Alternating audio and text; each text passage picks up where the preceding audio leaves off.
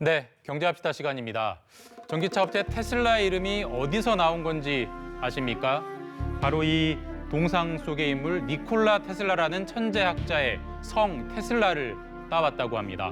더 재밌는 점은 같은 사람의 이름 니콜라를 딴 니콜라라는 회사도 있다는 겁니다. 사업도 테슬라와 굉장히 비슷해서 수소 전기 트럭을 만든다는 곳이었는데 100% 사기였다는 사실이 폭로 3년여 만에 법원에서 확인됐습니다. 초원을 달리는 이 트럭은 니콜라가 5년 전에 공개한 영상입니다. 수소를 전기로 바꿔서 그 힘으로만 트럭을 움직인다고 홍보했습니다. 초미의 관심 속에서 나스닥에 상장했고 제너럴 모터스는 물론 우리나라 한화그룹까지 너도 나도 투자했습니다. 그런데 상장 2년 뒤인 2020년 월가가 발칵 뒤집힙니다. 공개된 영상은 언덕 꼭대기에서 굴린 조작이다라는 폭로가 나온 겁니다. 창업자 트레버 밀턴은 기소됐고 뉴욕 연방법원은 밀턴에게 징역 4년을 선고했습니다. 법원은 철저한 사기였음을 확인했습니다.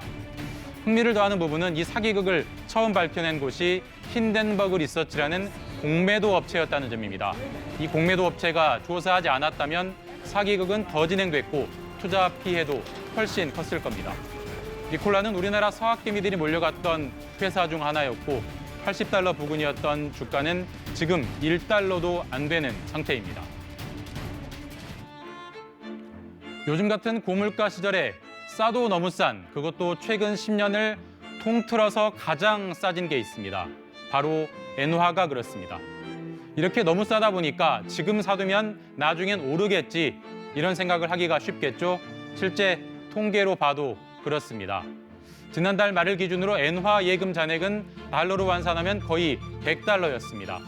한 달 사이에 13억 달러, 2조 원 가깝게 늘었습니다. 한 달 만에 이렇게나 급증한 건 통계를 낸 이후 처음 있는 일입니다. 엔화 통장에 예금하는 이들은 주로 여윳돈을 가진 자산가들입니다. 엔화 환율이 언젠가는 오를 테니 지금 엔화로 예금해서 예금 이자에 더해 환차익까지 일석이조를 누리겠다는 전략입니다. 과거의 엔화 환율 추이를 보면 지금보다 더 쌌던 2007년, 지금과 비슷했던 2015년에 명확하게 바닥을 확인한 뒤에 뚜렷하게 반등하고 단기간에 매우 가파르게 올랐다는 특징이 공통됩니다. 관건은 반등 시점이 언제냐일 텐데 밀접한 뉴스가 오늘 하나 나왔습니다. 초엔저가 계속되는 결정적 이유 중 하나가 세계 주요국 중에 일본만 유독 초저금리 정책을 계속한다는 점인데 일본은행이 우리 기준금리에 해당하는 단기금리를 마이너스 0.1%로 10년짜리 장기금리는 0%로 더 유지하기로 결정했습니다. 읽는 게 아니라 듣는 책, 오디오북 이용해 보셨습니까? 세계 최대 음원 플랫폼 스포티파이가 지난달에 오디오북 서비스를 본격 출시했습니다. 오디오북의 급성장을 알 수 있는 뉴스인데 앞으로 우리의 책 읽기는 어떤 영향을 받을까 한번 따져보겠습니다. 스포티파이는 오디오북 서비스를 음악 스트리밍과 결합했습니다. 매달 14,000원 정도인 10.99달러를 내면 음악은 무제한, 오디오북은 15시간까지 들을 수 있습니다. 일단 미국부터 서비스합니다.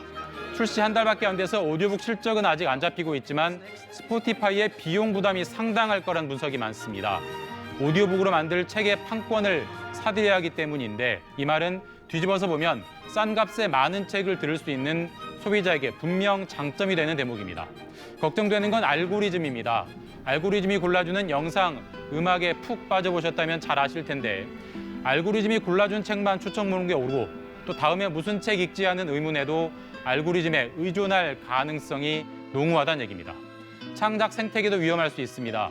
스포티파이가 2020년에 지급한 음원 수신료의 90%는 아티스트 상위 0.8%가 독식했습니다. 알고리즘 특성상 실적 좋은 이에게 수익을 몰아주기 때문인데 책 시장이라고 얼마나 다를까 싶습니다. 지금까지 경제합시다였습니다.